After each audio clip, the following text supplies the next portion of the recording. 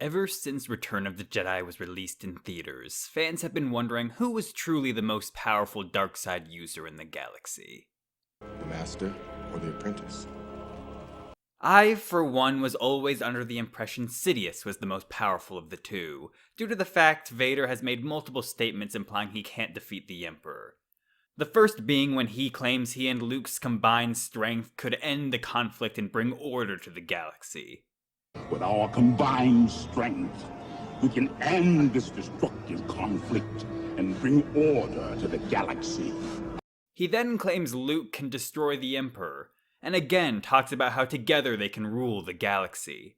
You can destroy the Emperor. He has foreseen this. It is your destiny.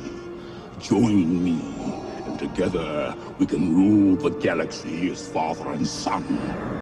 These statements would be kind of strange if Vader by himself was stronger than Sidious, as why would he mention how Luke can destroy the Emperor, or their combined strength, if he alone was enough? You can't really argue it's due to the Emperor's political standing, because having the farm boy from Tatooine who destroyed the Death Star by his side wouldn't really help Vader's public image in the Empire. Especially if said boy helped him assassinate the Emperor. The next scene I would like to bring up is when Vader said Luke didn't know the power of the dark side, and how he must obey his master. Just notice how he emphasizes the word must. You don't know the power of the dark side. I must obey my master. The Emperor also thought it was weird Vader could sense something that he could not, which would mean at the very least the Emperor thinks his vision is better or the same as Vader's. My son is with them. Are you sure? I have felt him, my master.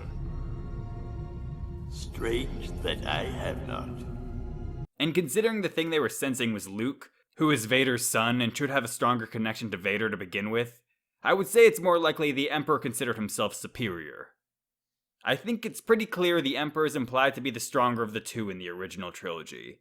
Not to mention how Sidious watched Luke beat Vader, yet showed no signs of being afraid that Luke might turn on him.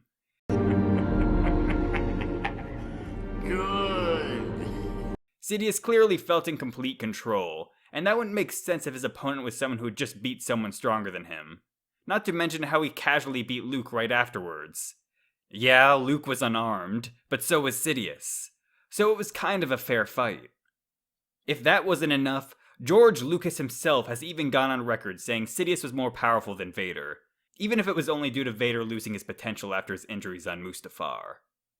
However, Lucas's words are no longer the word of God, as he sold his soul to the devil. He sold Star Wars to Disney. Since then, Disney has decided to change some things, and one of them was seemingly how strong Vader was. He was no longer a shadow of his former self, but stronger than ever. He has some of the best feats in the current Star Wars canon, and this has led some people to believe that current canon Vader is a match, if not outright superior to Palpatine. In fact, there are even things that imply Vader is more powerful than Palpatine.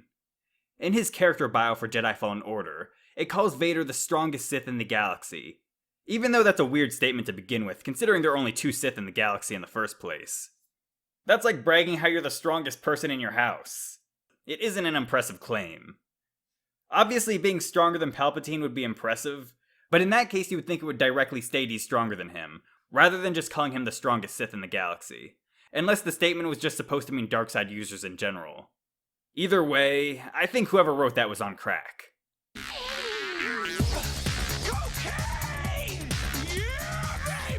So based off of current canon, which one of them would really win in a fight? Well, I think the recent issue of the Darth Vader comic just answered that. After performing borderline treasonous activities, Palpatine decides to put Vader back in his place. Palpatine starts off by launching a volley of Force lightning at Vader, which Vader clearly struggles with, not even being able to block it all, while Palpatine doesn't look to be struggling a bit.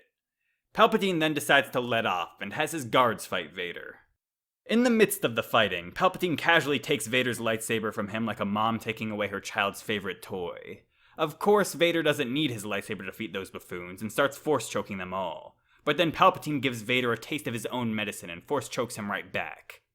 I particularly like how we see the images of some of the people Vader has choked in the past. Then what happened next even surprised me. Palpatine then started crushing each of Vader's robotic limbs like they were just tin cans, as Vader shrieked in pain. Palpatine then pulled one of the biggest troll moves I have ever seen. He straight up flew Vader all the way back to Mustafar, and placed him right back where he picked him up all those years ago after his defeat at the hands of Obi-Wan. To put the icing on the cake, Vader even caught on fire again and was desperately reaching out for his lightsaber with the Force.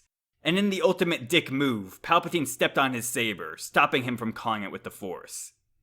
He then tells Vader he has to rebuild himself on his own, and he isn't allowed to use the Force, and if he does, he'll know. This was probably the craziest Star Wars comic issue I've ever read, which is the reason why I wanted to make a video about it.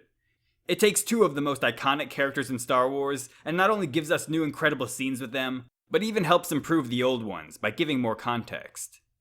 Now we know why Vader really has to obey his master. There's also plenty of other evidence implying Sidious is stronger in the current canon, like how he performed better against the Lilacs in the book Lords of the Sith, not to mention all of his feats in Episode 9.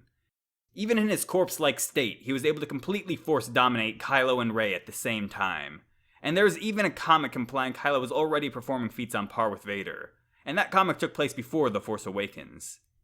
Before, I used to think that just showed how Kylo and Rey were substantially weaker than Vader, but considering Palpatine completely force-dominated Vader now as well, it could just mean that's how strong Sidious is compared to everyone else. There's also the crazy fleet-destroying Force Lightning feat, but that was after he was powered up by the Dyad, so I don't think it's really fair to use that feat.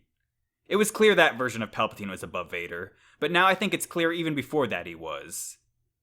The only caveat to all of this is that Vader was mentally in a bad place when Palpatine was crumpling him up, so you could argue Vader was not at his best, and that's why the Emperor could toy with him so easily. I do think that took part in it, but the Emperor's dominance was just so apparent, I have to say he's clearly the stronger of the two, unless Vader redeems himself by the end of this comic. If something like that happens, I will probably come out with a follow-up video correcting my mistake, but I think everything will go as I have foreseen.